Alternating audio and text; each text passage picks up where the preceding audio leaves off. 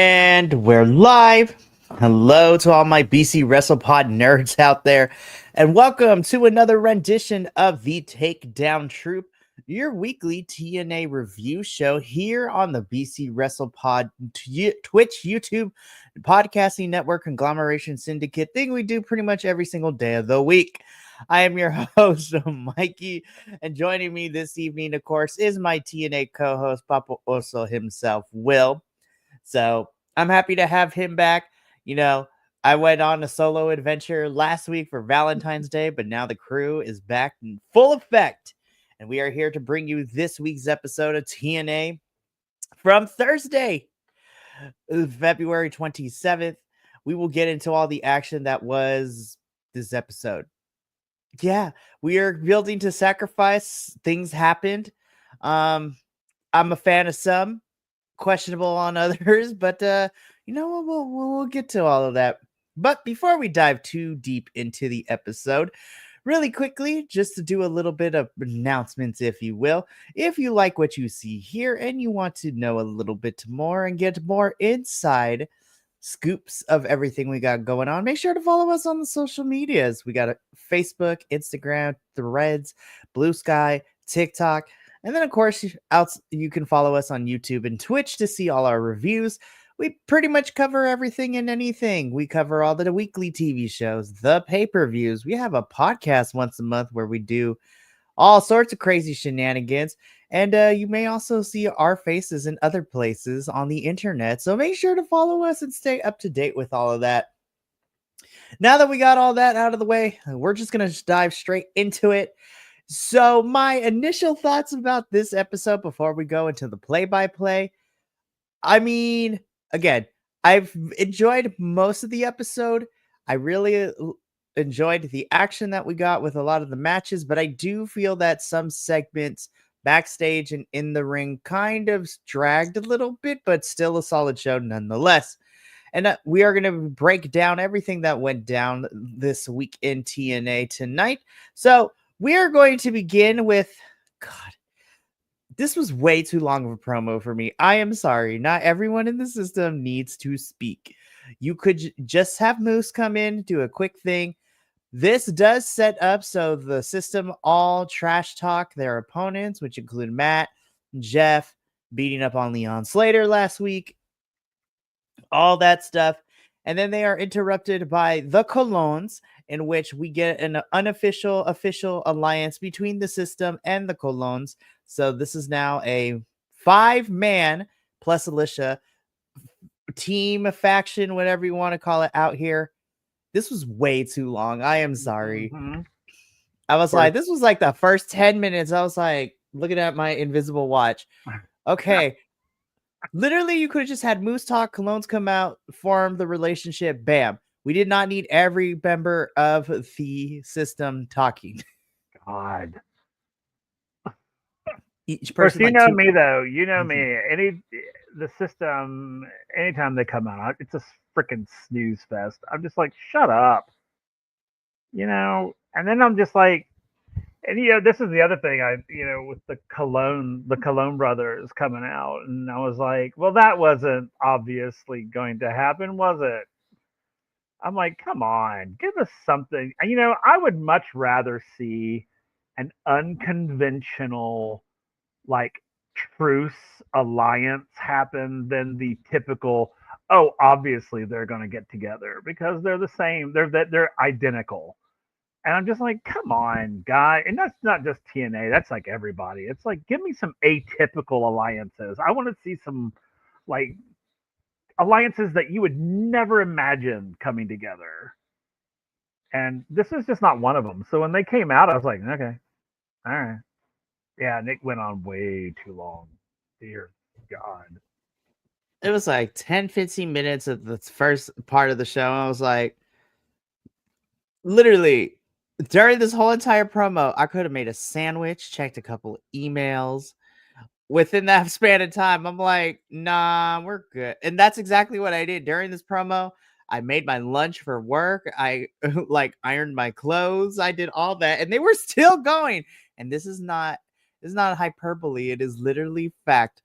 The whole entire promo, was the same amount of time it took me to make my lunch and iron my clothes and, get ready for work in that 10-15 minute time period. It's the same thing we always see from the system when it comes to them.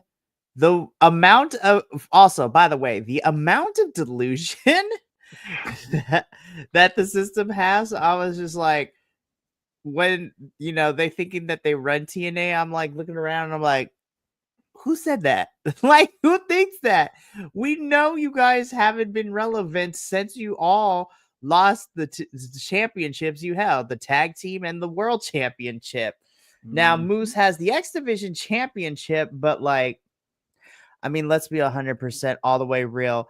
I love him to death, but let's be real. Anybody can beat Lexus King. You have to be some Oh my God. kind.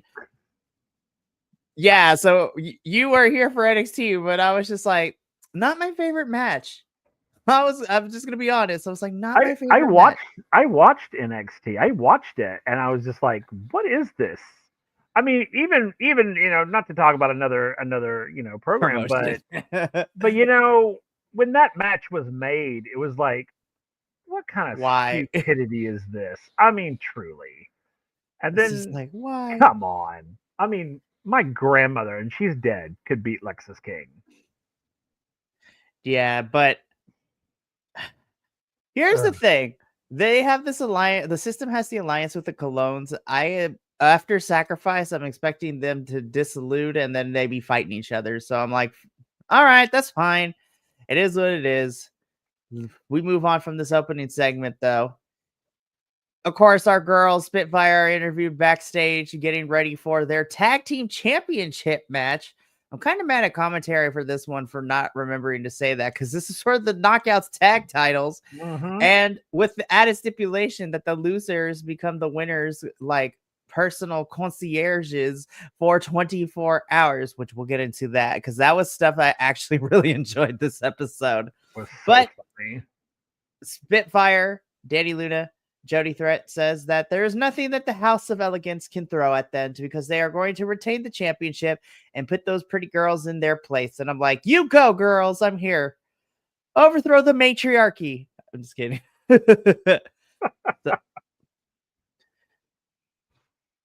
See, this is the feud I actually want. For reals. So Leon Slater is backstage. The system come in. No, the system walk through. Leon Slater is still mad of them attacking Leon after the match last week, which he rightly has the right to do so. I would be mad too. And so the system begin arguing with him. Then Matt and Jeff roll up. Everybody starts arguing. Security has to break everything up. I'm like, this is the multi-man feud that I want to see. We're going to put a pin in that because when we talk about matches that were made for Sacrifice after this past episode, yesterday's episode, I have a feeling I know who our remaining team members are going to be for Team Joe Hendry, but more on that in a little bit, because we get into our first match of the evening, which sees Mr. Mike Santana, if you will, taking on a returning, because we haven't seen him in NXT for a hot minute, Oro Mensah. So I know. I was so shocked. I was like, where have you been? I have missed you. I was like, I know that theme song when it started playing the Metaphor theme. I was like, oh my gosh, wait. It's so funny. I thought Oro Mensah was gone. I thought Oro Mensah left. That's how sad that is. I didn't even know what happened to him. That was crazy because he fought Ethan Page and then we didn't hear from him again. Yeah, and then he was gone. And I was like, did he leave? I mean, we heard nothing until this. Right? So, hey, you know what? If that means he comes back to NXT television, I'm not going to be mad. I miss Oro. I love Oro Mensah. And this was a fun match for sure. But ultimately, Mike Santana does pick up the victory here. But again, I missed Oro. I love Mike. So this was a fun one. But then let's get into the juicy bit that happened after this match, because Mustafa Ali they went there with this. I'm like, oh my gosh. So they played this smear campaign video against Mike Santana about him being back on the sauce and him being inebriated and all that stuff. I'm like, oh my God, we're using sobriety as a wrestling storyline. That is wild to me. Yeah. But somehow it's like we're kind of like pushing up against the line, but we haven't crossed We haven't crossed crossed it it yet. yet. I'm telling you right now, if they make Mike Santana pee in a cup, I will lose my mind. I will lose my mind, but like in the best way possible. I'm like, oh my God, they went there. But somehow I'm not mad at it. Now, No. obviously, we know that Mike probably, him and Ali talked about this with creative of doing this storyline, doing this angle. Because as we all know, Mike Santana is 2 years sober himself. So, and the funny thing is as schmarmy as Ali is playing this heel character, he's like the nicest dude. But it will correct me if I'm wrong, but it's usually like the nicest people that when they play villain, they're like, "Oh, I'm scared of you when you turn villain because you're way Yeah. too good at this." Yeah. That's the great thing about it. As a theater person, I can vouch for this because as a theater person, as an actor, I absolutely love playing the villain. The villain is a wonderful thing, and it's because you get to play something that you're not, and this is the true sense of it. When you know when you get to play a villain, and I'm sorry, I'm going on my actor soapbox. But when you get to play a villain, you get to be so creative. When you play the hero in the story, the hero is already set. Like the hero is this is the hero. This is all they do. They're the good guy. The bad guy or the villain, the heel, whatever you want to call it, you get to create so much more than like the hero gets to because the hero has to be like the boy scout or the sort of, dare I say, anti-hero if you go to like the Batman route or you go the Superman route, depending. But the villain gets to be like unhinged, and it's wonderful. So this man, Mustafa Ali, is playing like the best villain I think that we've seen in a while. Like he is playing a true like villain, not a heel. He is a villain. I don't care what anyone says about vocabulary. He is a villain, plain and simple, because he is literally using Mike Santana's weaknesses against him as weapons. That's the idea. The whole sobriety thing. That's a weapon. He has literally weaponized Mike Santana's Achilles heel. He's weaponized it. It's his kryptonite. I mean, he's literally like Lex frickin' Luthor. I was about to say, this is giving Lex Luthor vibes right here of how he is assassinating the character of Mike Santana. And I am here with it, which ultimately leads after this scathing, campaign video of Mike Santana looking for Ali backstage, runs into the cabinet of not the good hands, the great hands, apparently, is what we're calling them now. And Tasha steals. And Mike Santana tells the three of them, is like, you better give. They're like, can we take a message for you, Mr. Santana? Yeah, you tell your boy that I'm looking for him, so he better come find me later. And I'm like, Mike Santana is on the warpath, and I'm here for it. All I know is this picture of Mike Santana has got me kind of warm. Oh my gosh. Seriously. You're welcome. I was just like, oh, hello. I mean, he is Puerto Rican, so just saying. Is indeed. No, I'm excited for this feud. And I know when we talked about it, it's funny how we talked about it like only 3 weeks ago when Ali signed with TNA. We're like, I hope he does more with this campaign, like presidential villain heel character. And within 3 weeks, I'm like, I think this might be my favorite story right now. It is. I freaking love what they are doing between these two men. I absolutely love it, and it's making me hate Ali more and love Mike Santana even more, and I love that. So it's making us root for our unsung hero of Mike Santana to inevitably overthrow Ali whenever that is. So this is going to be a fun story to tell, and I, for one, am so excited for it. I wish I could say the same thing for what we got next. Oh, Tessa. Here's the thing. I know we need to try to give her the benefit of the doubt because she's coming out here and wrestle, but the wrestling crowds are not going to let her. So this is Tessa's first time in 4 years since last being in TNA, wrestling in TNA. And this match was she either had to wrestle this week or she was fired. This is essentially was a squash match that she won. She got a new theme song. So, I mean, I enjoyed it. It was all in Spanish. I was just like, I forget Tessa is part Latina, I think. But we know she can speak Spanish. Hell, she was in CMLL last time we saw her too. But ultimately, this is just a squash match. Tessa is feeding into the crowd booing her and everything, becoming a mega heel in the doing all this. So, my thing about this, and I don't know, and I think, and I like Tessa. I like Tessa because I didn't know. Now I did not know about all of the past stuff that happened, but I can tell you. But now that I do know about it, I'm kind of less like on her side, and then there's a reason, and the reason is she hasn't apologized for it. Like there's been no attempt to, like, when they brought her to TNA, they just said, "Oh, we'll just ignore it." And it's 2025, folks. People don't let that slide. nope, And wrestling fans did not let it go, and they made it very vocal at Genesis. Oh my God, did they ever? I was just I mean, Will, you were in the crowd when it happened. I know.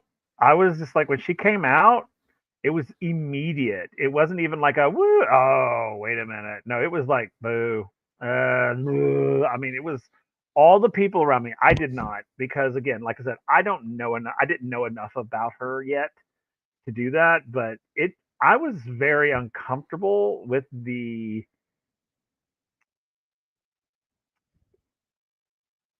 unspoken violence that was coming from the audience. I mean, the boos and the yelling, I mean, it was bad. And I was just like, "Oh wow." I was like, "What the heck?" So I literally had to go. And you guys told me a little bit, but then I had to go back and look. I was like, "Good Lord." And then I was like, "Oh, okay, I see why. I see that." It's like, okay. And I want to give her the benefit of the doubt because I love her as a wrestler. I think she's great. They need to do something she needs to come out and apologize or something, because, the new theme song is great. I love it. But, you paint a turd, it's still a turd.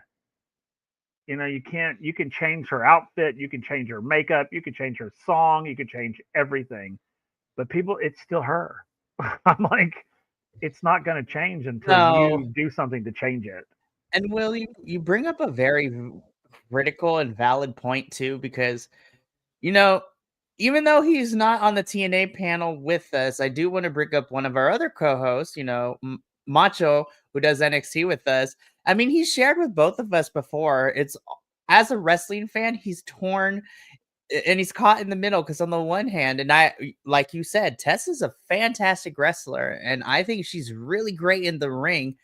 But it's because of the last time she was in here and the lack of not apologizing in public and for everything that went down last time she was in TNA, that's making it really hard. Because again, I'm a person that believes in second chances, and I want to see Tessa have a redemption. But there's got to be something that Tessa and TNA have to do this time around to make sure that she addresses what happened. Because Lord, listen, I love Chelsea Green so much, and I'm kind of here for her not letting it go until everybody gets an apology. But I was like, we have yet to get that. So I want to support Tessa, and I want to like her as a wrestling personality and a character. But until she does the work that she needs, like apologizing and making amends, because Lord knows, like one of the big things in the 12-step program for anything is making amends is like one of the big towards the final end before you can start to heal everybody that was involved in this and to heal yourself as well. But she has yet to do that. So anyways, Tessa, as I said, she ends up winning this, essentially what was a squash match. But we also have Masha Slamovich backstage watching because we're possibly teasing Tessa and Masha in some capacity down the line. And before Gia is able to interview Masha, she gets blindsided by Cora Jade. And Cora tells Masha that instead of watching Tessa, she needs to be paying attention to the person who's going to take her TNA Knockouts Championship at Sacrifice in 2 weeks. Spoiler alert, I don't think Cora is going to do that, but No. I do have to say, I love the curls in this picture, Cora. You look great, girl. She does. I was like, "Oh, girl, look at you." I was like, I do love look at these Cora beach Jade. curls. You go, girl. I love you. I So love her. it's so crazy to me because we have kind of successfully pulled Roxanne and Cora apart, and since Cora's like doing stuff in TNA right now, so I was just like, good on NXT and TNA because both women are shining respectively what they're currently doing. So I love it. So Corey, you look great, girl. Tessa, we got some work to do. In the words of Ricky Ricardo, you got some explaining to do. Anyways. I don't want Elijah or Joe to turn on each other. I was like, this is filling the Joya missing shape piece in my heart. I agree. Also, I'm just going to put it out there. You were talking about Mike Santana. Usually, these are not my type of guys. It's more specifically Elijah, but I'm just like, I wouldn't say no. I'm just saying. I would be in this sandwich right here. Of course you would. I totally would. Totally would. Yeah. So this backstage segment, though, you know, Elijah is excited because, again, Elijah is signed with TNA now. We got that official statement from TNA this morning, but Elijah is here for the long haul, which makes me excited. But Elijah, I am so happy to be here, especially with the world champion Joe Hendry promo. Joe Hendry's like, you're going to like TNA. You know, there's a lot of personalities, but you're going to be great. And then the system come in to tell Joe, but more specifically Elijah, that the system runs things in TNA. And I'm just like, in what universe? Yeah. Like, what? Okay. I also love that Elijah's just going to be walking around the whole entire time, whether it's in the ring or backstage, just holding a random guitar everywhere. Yeah. Somebody get this man a mask so he can become El Kabong. That's funny. That's funny. No, but I love this budding relationship. And TNA, I swear to God, if you break these two up, I will never forgive you. I know. It took me forever to get over the pain that was us losing Joya. Do not do this to Elijah and Joe. No, I know, because I like Elijah. I like him a lot. Right? And it's only like the second episode he's in TNA. But again, I'm familiar with him from his previous work in WWE when he was Elias. And so, but same character is just going by Elijah. Also, not necessarily a factor into whether Elijah is a wrestler, but he is also a born again Christian. So he does Facebook streams sometimes, you know, doing Bible studies and all that. So I was like, you go, Elijah. You do what brings you peace in the world. Amen to that. But but with wrestling though, I was just like, yes, please don't tear these two apart because I love them. Elisha, we're going to talk about you when we get to the tail end of the show, love. So just stay with us for a little bit, Elijah. Don't go anywhere. Okay, can I just say, you know, AJ Francis aside, this is the Casey Navarro I love to see. I love, like, wrestling. Like, this was a really good match, and Casey did really good against Steve. And I have to say, Steve, I'm kind of digging this new energy we're giving with your wrestling. I was just like, you're playing to the crowd. You're slowly becoming more babyface. I was like, you know what? I am here for this version of Steve Macklin. I'm here for this. I was like, too. You go, Steve. I loved it. I do too.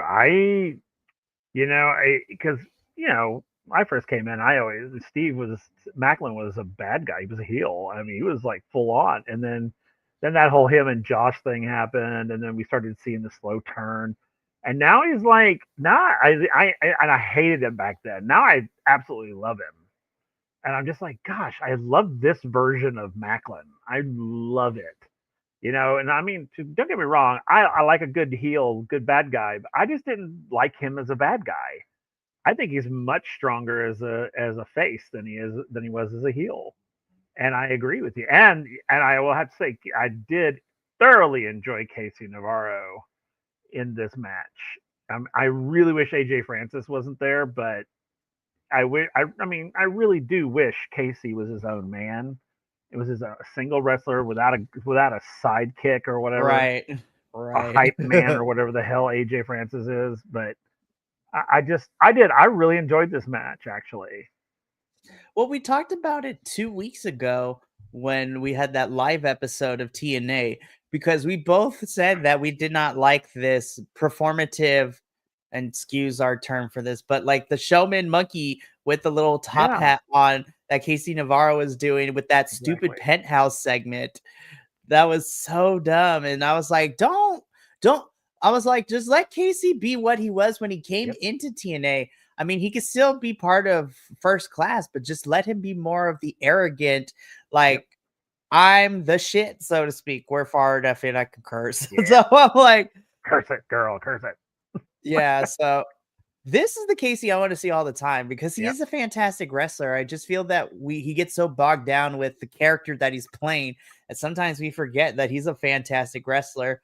Unfortunately, that's not enough because Steve Macklin, tag him and bag him, picks up the victory here. But I will say, Macklin still has some unresolved issues because Yeah. towards like the last 10 minutes of this match, we had Eric Young in the Northern Armory watching, and then they do a stare down together after the match. So we know that the collision course is happening. If we don't get anything at Sacrifice, I'm calling it now. Eric Young and Steve Macklin will do something at Rebellion. And selfishly, I hope that's the case because I'm going to be there. I want to see these two fight. It's going to be good. And I get to take my mom with me. I was like, all right, so here's what you miss: military man, cult leader, fight.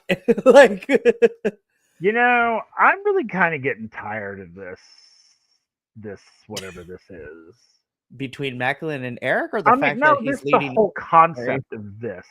Like, Okay. with the whole thing with Josh was in this position and the Northern Armory and all that. I'm kind of over the Northern Armory aspect of this. Let those boys fricking wrestle. Or rebrand them. Don't call them Yes, Northern yeah, Armory. something. It. I'm so. I mean, it should have ended with Josh. It really should have. When Josh left, the Northern Armory should have dissolved. These guys should have become their own tag team, their own individual or their own group, and because right now I'm just like, who are you? I don't know who you are. I mean, I see Mr. Young in front of you all the time, but other than that, I don't know who the hell you are. Like, who? Why should I care? And I don't. I'm really kind of getting to that point, and I just was like, what? I was just like, this again.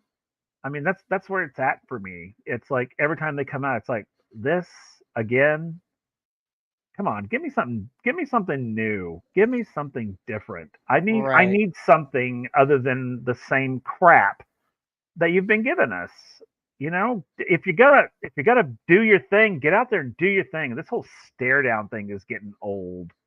Like, first of all, you look like an idiot. I mean, he did. I'm sorry, but he No, did. I was just like, I think my biggest issue with this whole thing is, I mean, granted, I honestly think that TNA is trying to compile something because Josh leaving probably threw a lot of wrenches into the plan, but it's been about 2 weeks. I need, I need Eric Young and Steve Macklin to actually come face to face and do some promo or physical altercation or something, because that we're kind of dancing around and towing the line, but nothing has really given me like, this is the origin or the genesis, pun intended, of whatever is about to go down. Like we're kind of tiptoeing. I feel like we're in the prologue of this book that is Eric Young versus Macklin, but we haven't gotten into the first like starting event or to begin the rising action to the climax of the story, so to speak. It's only been 2 weeks. Well, because last week, okay, so well, I guess it's been like 3 weeks, but okay, so let's backtrack. It's really only been 3 weeks since Josh left. Last week when I covered TNA, Eric Young of the Northern Armory did a promo in which they want Steve Macklin to join them. They called Steve Macklin out. He didn't show up. And Eric Young's like, you know what? I will wait for my answer. And the crazy thing is that Eric Young wasn't demanding Macklin to join. It's like genuinely, it's like, hey, you're my friend.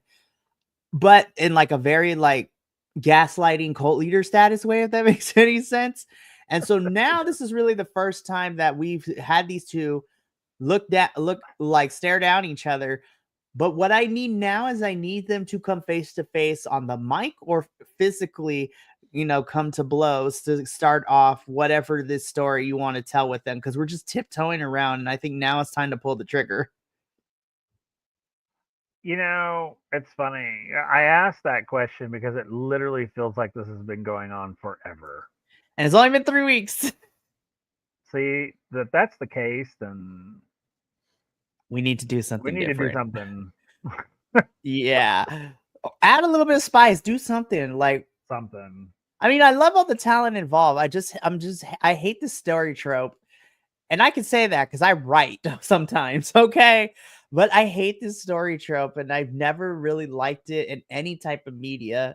So hopefully TNA will do a pivot to some sort to get this where it wants it to be. Because I think this, on paper, I'm excited for this feud, but I need the story to match up with my excitement of the matches we're going to get. Yeah. So, anyways, so let's go. We move on. Oh, wait, back it up. I try to get a flattering picture, but it's really hard when you do face to face like this. But Tess, first of all, this is a random side note. If it wasn't so expensive, I would rock that TNA like jacket and pant combo that all the wrestlers in TNA are wearing. I was like, they look nice, they look clean, they look great. But I was like, I wasn't going to pay that much to pre-order. But anyways, Tessa's walking backstage. This was okay.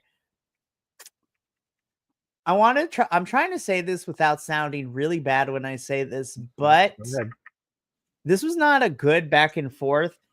No. Because I think Tessa was trying too hard. And also, I say this about other wrestlers and other promotions when English is not their native language. Let them cut backstage segments and promos in the native tongue and do subtitles, because they be bitching. When Shinsuke Nakamura in WWE was anime villain for a little bit and he cut promos in Japanese, do you know how much more intimidated I was by Japanese Sith Lord Shinsuke Nakamura than making him trying to say heel promos in English? I was like, stop trying to Americanize these wrestlers. But this is exactly what I got. I did not like the segment, but Santino does come in before things get too out of hand. And we get our third match made for Sacrifice, which we will see Tessa Blanchard taking on Li Yang Li, which I thought her and Rosemary were going to fight for a little bit longer, but, we might loop around back to that at some point. So I am excited. I'm sad, though, because I'm like, Tessa's probably going to win, and that makes me sad. Here's my thing. You know what I think this is? I really do. And, I could be wrong, but this is my conspiracy theory. I think, I agree with you. I was kind of hoping that she and Rosemary were going to be going for a little while. But you know what I think this is? This is them trying to gloss over Tessa's background, her history. I think they're trying to keep her, and they're trying to keep her and making her like, look at her. She's like running through everybody. She's amazing. And, blah, blah, blah. She's this, that, and the other. And I'm thinking it's not working. They're still going to boo her when she comes out. I'm amazed she's not getting death threats. Listen, first and foremost, wrestling fans, even if you don't like Tessa, like nobody deserves death threats. So No, let's not get that absolutely credit. not. But I am Especially, very surprised. yeah. So I'm just like, is the in-ring probably going to be great? Yes. Oh yeah, But like again, because of other things outweighing the in-ring performances, it just it hurts because on paper, in-ring ability, I think this match is going to slap. But like again, like I don't have to bring up what I said earlier when we talked about yeah, Tessa squash match because it's still going to be the same thing. You can't keep yeah. sweeping things under the rug because eventually the rug is just going to fall off the pile of scandal, and then it's just something's gonna break the dam, and all hell's gonna break loose. I'm just saying. Mhm. So y'all need to get ahead of this. But this is the third match made for Sacrifice. Again, on paper, in ring should be fun, but yeah, controversy is making it really hard for me to root for Tessa in this one. Yep. So, and also TNA, please don't just discard Liang Lee and Rosemary. Let's Oh, let's let's loop back around after Sacrifice because I would love to see Rosemary and Liang Lee in something for Rebellion. Just saying. I agree. Okay, like this match slaps so hard. I'm not even gonna lie. Like this shit, I love the match at Genesis. This one was just as equally as fun. Was. I don't care what nobody says. I am so happy that Ash is in TNA because like the creative freedom that she is allowed to do with her character is just so much Mhm. fun. And the fact that Heather is playing into this as well. But this was a TNA Knockouts World Tag Team Championship match. Spitfire defending their titles against the House of Elegance. And then, of course, loser becomes personal concierge for 24 hours to the winning team. This was a fantastic tag team match. I thought all four ladies brought it. I love that we are now actually not just relegating the Knockouts tag titles to pre-shows only anymore, but now they are being treated with actual storylines and funds.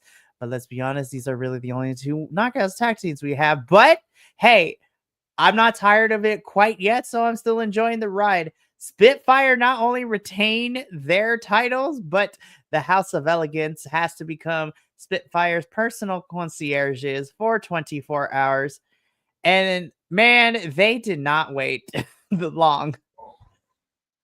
So awesome. These were the backstage segments I actually really liked. Yeah. I know some people aren't here for like the campiness of wrestling, but this is exactly what this was needed because this was fun. And it also gives the House of Elegance girls somewhere to go. It's like we were humiliated, so Yep. we're going to beat their butts later. So, Yeah, but exactly. this segment was so funny with the knee pads and having them Oh to have to yeah. wash all that. Also, Ash, love the polka dot dress. Yeah.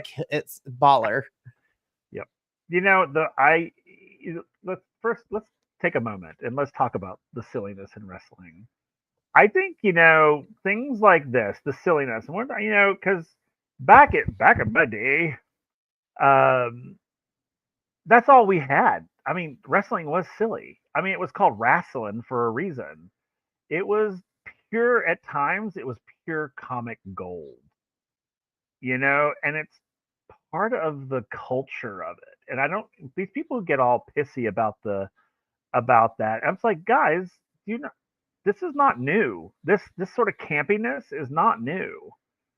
And I love this. See, and the reason I love the stories like this, especially these sort of comedic bits, is because it creates deeper rivalries. It creates backstory. It creates like a reason that these two groups hate each other. That's what these are for. And yeah, and they're doing it in a fun way because it's to us it's like haha funny. I'm loving it. To the characters, it's humiliating. And that's where the rivalry deepens. It's like you humiliated us on television. We're going to come in and we're going to destroy you. And that's like, yes. And so I don't, these people who get all boohooey butthurt over the comedic bits of wrestling, first of all, you need to go back and watch like old school wrestling. It's nothing but, these sort of like cheesy, like costumes and props and and and most of that happened in ring. It wasn't. We didn't get a whole lot of like backstage stuff. A lot of the comedy happened in ring, and I love stuff like this. And I think that do I want like an entire episode of this? Absolutely. Give me an entire episode of silly shit like this, and I would love it. I'm not saying give it to me every week, but if it was a special fun comedy night, I'd be like that sort of thing, and you gave Well, me all of these. remember Ah, when we got? Remember we had 1 week of TNA wrestling during the holidays where it was like the spoof of like the old '80s wrestling, and yes. all all of our wrestlers in TNA Oh, dressed as like the most out. Listen, we had Josh Alexander as a lumberman, like a lumberjack. We had Savannah Evans as the Michael Jackson werewolf. Like oh my god, we it was had so Chris good. Sabin as a news reporter. It was so good. And we need and see and I wish that they would do that again. I really do. I wish we would do more of that, because that is not only is it just fun campy, but we get to see the wrestlers have fun. 9 times out of 10 when we're watching these weekly episodes, they are at work. This is work for them. And when we do specials like that, we get to see them have fun. And I'm not saying they don't have fun doing their work, but it's like when you get to see like Eric Young step out and he's playing like the nerd, and he's like and and he's just being silly and And stupid and some, fun. yeah. Or It I ah, forgot. Remember when Deanna Parazzo, when she was still with the company, she played the Southern Belle, damsel in yes, distress. I was like, I was scared because she played it way too well. Or she Ace did. Austin played like this badass greaser. I was like, Yep, this is getting out of hand. This is and it was crazy. great. It was great, and see, and it's not just fans. And I have slowly become aware that wrestling fans are the absolute worst fans in the world. Welcome to the club. Yeah, no, Because back in the day, and I know I keep saying back in my day, but back in the day, we didn't have this. I don't remember a lot of this sort of wrestling fans being so negative. I mean, yeah, you had your opinions, but I've never in my life been like, "Oh, I hate when they do that. Oh, I hate that. Oh, I hate that."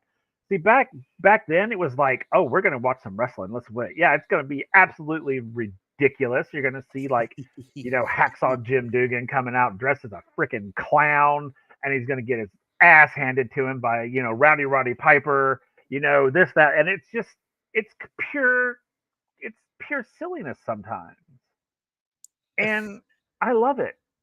I absolutely love it. I do too, and I'm like, "Hello, Macho. I think you and Will are gonna become the bestest of friends," because this is a conversation that me and him always have the whole the time when it comes to fans. I was just like, "Listen, Will, I have expressed this both in our private messages and on the air too. Like my motto as a wrestling fan is that of Brian Zane from Wrestling with Regret is like what you like, don't be a dick. Like that's Yeah, all I ask. it's Like, true though. but I and again, we could spend a whole nother episode, Oh a my whole god, nother we could. podcast talking and dissecting this. I mean, Dr. Will over here is doing a whole entire thesis paper about wrestling in general, which by the way, if you would like to participate in this, leave a Oh, comment below because we are collecting data. Can you imagine this is how we can get BC WrestlePod get a doctorate doing this I would love thesis. it. I mean, it's funny because you mentioned it. It's like, yeah, I mean, I've got a decent, well, I say a decent amount. I've got a small focus group currently. So And I need like a much larger group to right, get of data. course. So yeah, you just let us know and we'll drop the link. Hey, Seriously, collect this information, and literally, when we get into a place, I would love to actually take that paper and create a special, like, multi-part series going over it and like narrating the whole paper and talking about it. We will have a documentary. I'm just kidding, but a documentary. all to say is that I love silly wrestling. This was the start of it. We're gonna come back to these ladies later in the evening with some even more funny stuff. We all knew this match wasn't going to happen the way that it needed to. Literally, we get entrances. Sammy Callahan hits Mance with the chair, DQ, and then, but listen, I love me a good psycho on psycho fight in a brawl. Look at this. Security can't even pull them apart. I love it too. They were fighting more aggressive than the ladies. They're like pulling hair and everything. I was like, don't pull my hair. I know. But I already knew this match wasn't going to go the way that it needed to, but I'm glad it didn't because, Will, this sets up our fourth match for Sacrifice. We're getting Sammy Callahan versus the Southern Psychopath and real life partner of, Steph DeLander, Mance Warner. And this is going to be a street fight at Sacrifice. I'm like, make them bleed. You're not kidding. I want to see blood on that mat. Yes, give me the bleeding. And listen, Mance, you are a GCW wrestler. And Sammy has also had his fair share of crazy hardcore matches. Give me light tubes, give me door bridges, bring in the GCW to TNA. Heck yeah. Both of these men are going to be walking out in crimson. And somehow I feel like I also love weird underlying tension that Steph has over these two. It's just like, yes, bleed for me. Bleed for me. Bleed for me. Steph, I'm just saying right now, you should make a shirt that says bleed for me. Yes. Oh my God, that'd be awesome. Like her face on it and be like, bleed for me. Have her be an Elvira Baker. How's your head game? I haven't had any complaints. Bleed for me. No, I'm excited for this street fight. I really, really am. Listen, of everybody here on the BC WrestlePod Review Squad, I have the propensity for the weirdest sense of violence. I get pleasure watching pain in people. Like, I might be a masochist, but that's a whole different podcast that we could touch those issues with. So let's move on before I say something else I'm going to regret. Ooh, thanks, Will, for dropping that in the chat. So if y'all want to fill out this information, just click the link below. So the wrestling survey. So please do. It's great. And I know I misspelled survey. Leave me alone. It's okay. You know who else would probably misspell the word survey? Frankie Kazarian, because look at this face. Oh my God. I knew he was going to win. It's just something in my bones told me. But I'm not as mad. It was because more of a distraction from Wesley, and then Tyson and Tyreek come out after the match to beat up on Ace Austin. I really have nothing much to say about the match. Like, it happened. Frankie Kazarian won. He's still the call your shot gauntlet holder right now. So who knows when he's going to cash that little thing in. But again, Wes and Tyson and Tyreek beat up Ace Austin. Rascals come out for the save, continuing to build to that 6-man tag team match at Sacrifice. I have nothing else to say. Let's move on. Agreed. Before this, though, the fact that Heather and Ash were talking about the small dog and it turned out to be Steph's dog, and she literally threatened to murderize these ladies for talking crap about her dog. I laughed so hard. But then we come to find out that the actual dog that they have to walk and pick up the poop after is Jody Thread's big old lovable Cooper over here. Is so good. But Ash playing into like she's about to get dragged across the floor by this big dog bit had me cackling. And then of course you fast forward later where the bags are in place. The House of Elegance girls are over it. So they're going to get in the car with, Spitfire, but they have to sit in the bag with the dog. And then it's like it farted, apparently, according to Heather, and smells like boo-boo. This was funny as hell. And honestly, girls, the 2 backstage segments we got with the personal concierge for 24 hours was probably my favorite bits this episode. Yep. So freaking good. I loved it. It was so funny. I agree. I just want to punch his face. Every time. So Ryan Nemeth gets on the mic, out, tells us that my brother, Nick, I can never say brother normal again. I blame you, Ryan Nemeth. But Nick Nemeth will be returning at Sacrifice in 15 days. That is all. This is a lot of meat in the ring. So this is the main event time. We have the Hardys teaming up with NXT's Oba Femi taking on the system, which is Moose, Brian Myers, and Eddie Edwards. I'm going to be honest, Will. The match did not go the way I thought it was going to. Now, Matt Hardy got pinned, so there's that. But I'm just like, Obafemi losing? Huh? That was wild to me. I was like, That he didn't get was pinned, but his team extremely- lost. Therefore, he lost. What universe are we living? Sorry. I don't know, but I agree with you. I was a little slack jawed. I really was. I was like, what just happened?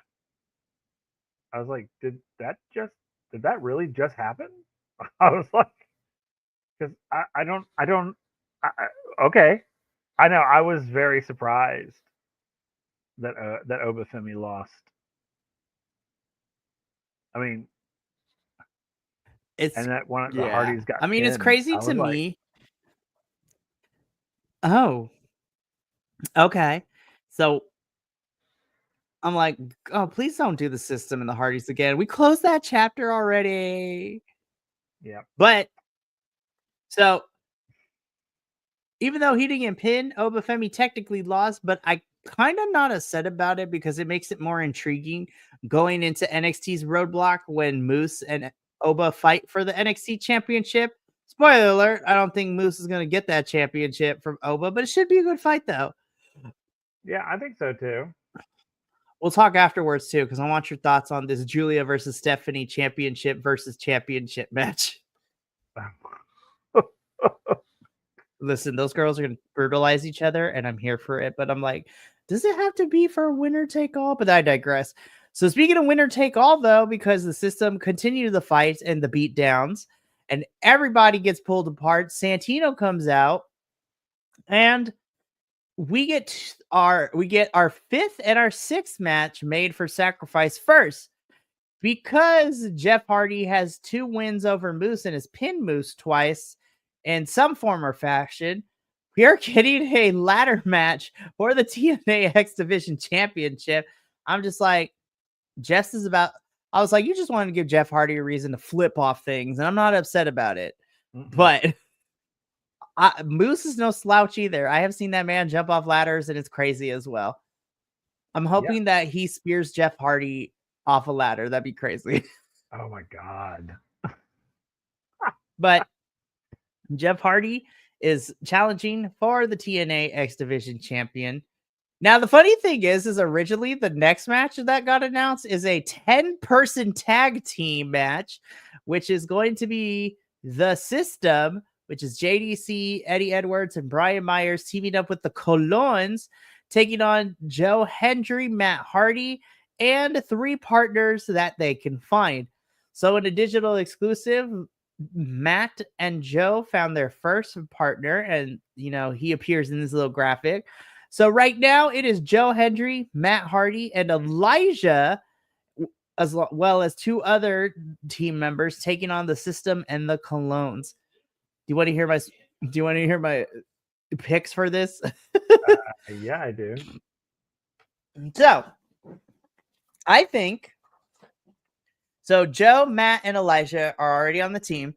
I think team player number 4 obviously has to be Leon Slater. I think Leon has to be on this team because he'd be having beef with the System too. Now, as far as for the 5th one, that I'm truly at a loss of who it could be. Because I'm thinking, I was like, who else has beef with the System? I mean, everybody kind of has beef with the System, honestly. But I'm trying to think. I'm like, maybe an NXT person, like who knows? Like, I don't know who the 5th person is going to be. Like, maybe it's a debuting person or like a one-time thing of like an independent wrestler. Like, oh my gosh, I don't think it would happen. Could you imagine though if it was Chris Bay as team player number 5? Oh god, wouldn't that be awesome? Listen, if that was the 5th person and he returned, I would literally cry my eyes out. I would too. Oh my god. I'd be sending you videos. We'll be like, I don't have any more tissues. My tears won't stop. But for sure Leon Slater is a part of Team Joe Hendry for sure. Right. I And can't then imagine he wouldn't be. and then we probably won't get the fifth member until actual sacrifice. So we'll see what happens. But with those two matches made, we are now at a total of 6 matches for sacrifice so far, which is looking to be really good.